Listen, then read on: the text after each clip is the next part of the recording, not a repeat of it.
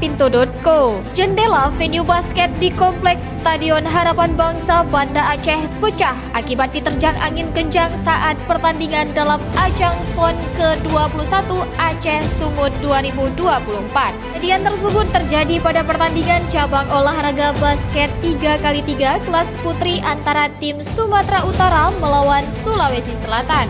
Technical Delegate Basket 3x3, Trianti menyebutkan beberapa penonton dilaporkan terkena pecahan kaca, terutama di bagian punggung dan tangan. Table ready, player ready. Referee, are you guys ready? Let's play the game. Mohon untuk berpindah tempat buat para penonton yang ada di atas. Bergeser ke arah tengah. Mau tahu berita terupdate tentang Aceh? Baca berita selengkapnya di pintu.co.